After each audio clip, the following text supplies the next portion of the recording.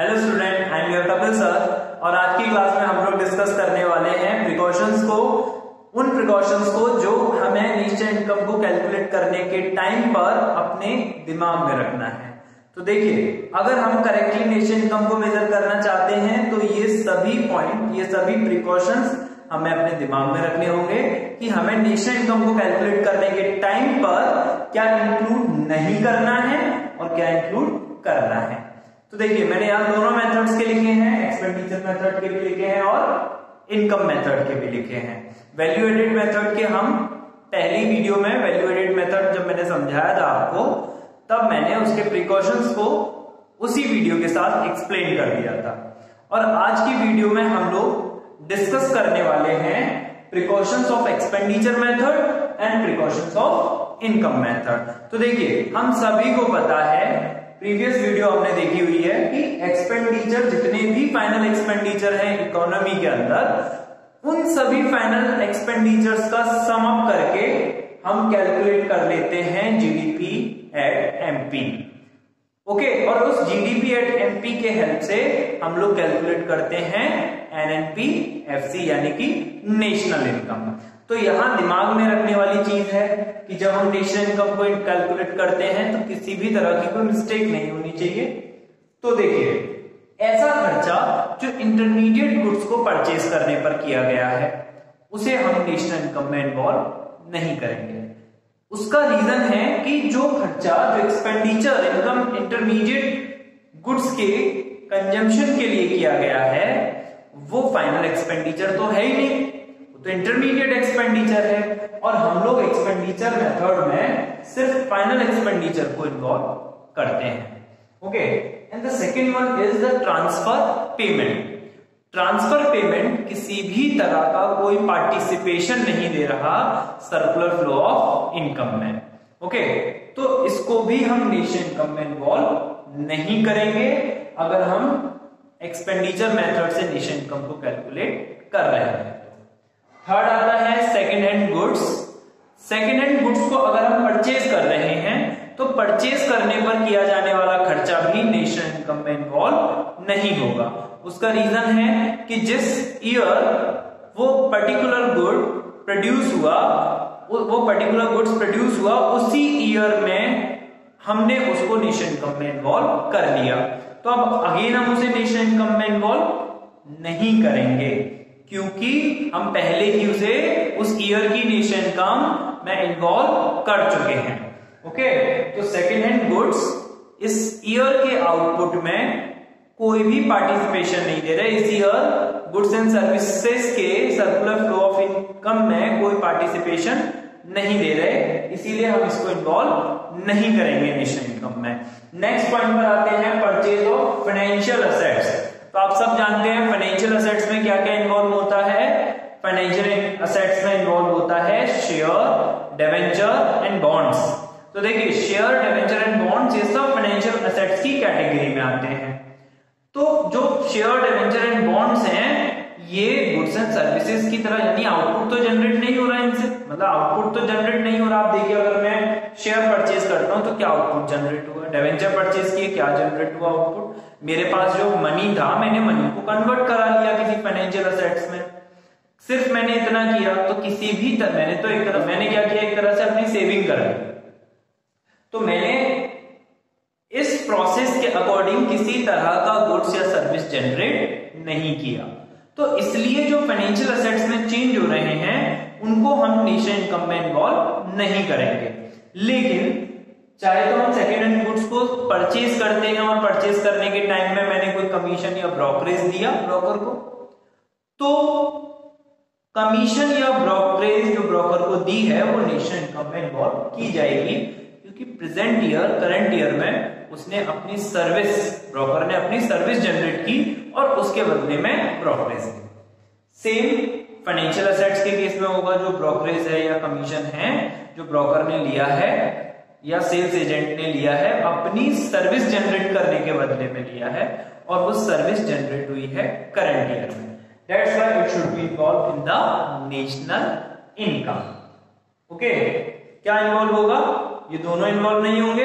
क्या इन्वॉल्व होगा? सिर्फ और सिर्फ कमीशन एंड ब्रोकरेज जो करंट असेट्स के ट्रांजैक्शन पर किया गया है।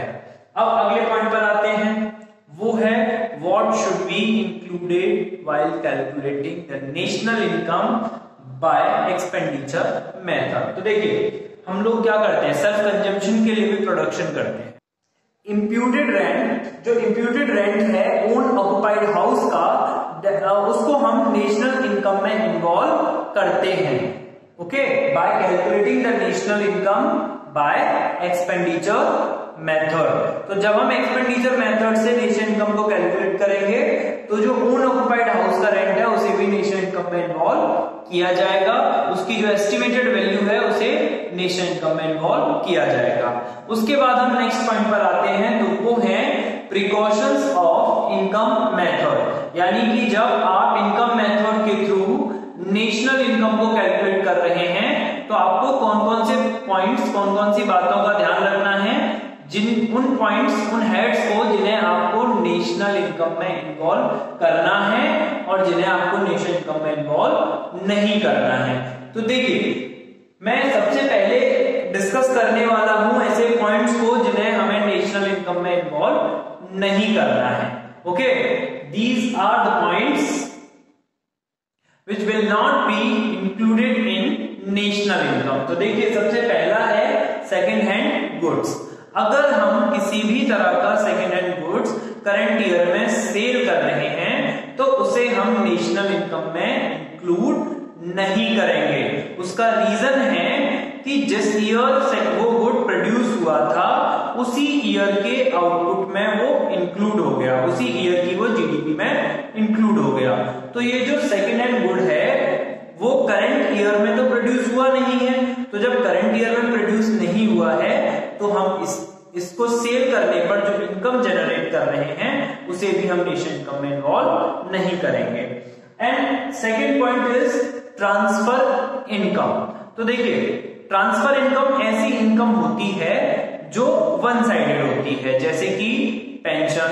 ओके, जैसे कि old age pension, not pension, old age pension, old age pension, और हम बोल सकते हैं स्कॉलरशिप, उसको हम नेशनल इनकम में इन्वॉल्व नहीं करेंगे क्योंकि नेशनल इनकम में केवल और केवल फैक्टर इनकम इन्वॉल्व की जाती है, किसी भी तरह की ट्रांसफर इनकम को इन्वॉल्व नहीं किया जाता है।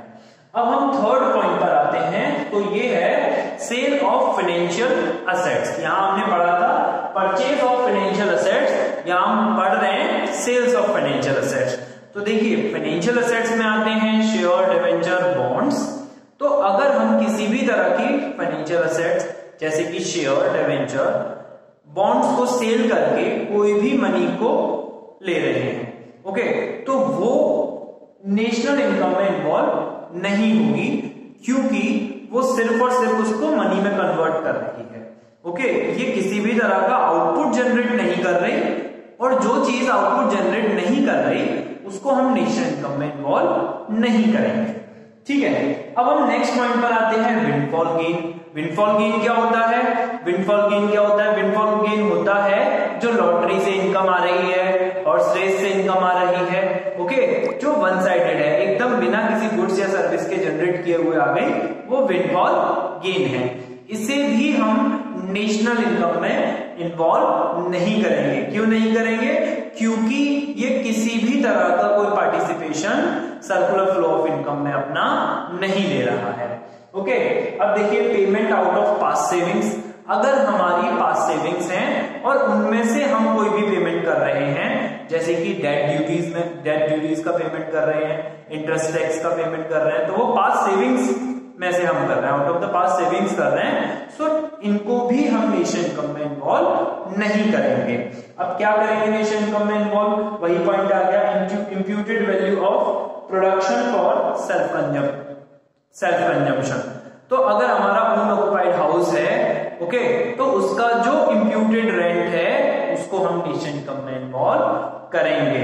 उसी तरीके से अगर हम एक एंटरप्रेन्योर हैं और हमने अपने बिजनेस में कैपिटल लगाया, ठीक है, उस पर कोई इंटरेस्ट वगैरह है या हमने कोई बिल्डिंग दी, उस पर कोई रेंट वगैरह है, तो उसे हम नेशनल इनकम में इन्वॉल्व करेंगे। जब हम नेशनल इनकम को कैलकुलेट करेंगे तो इन पॉइंट्स को हमें इन्वॉल्व करना है और इन पॉइंट्स को इन्वॉल्व नहीं करना है।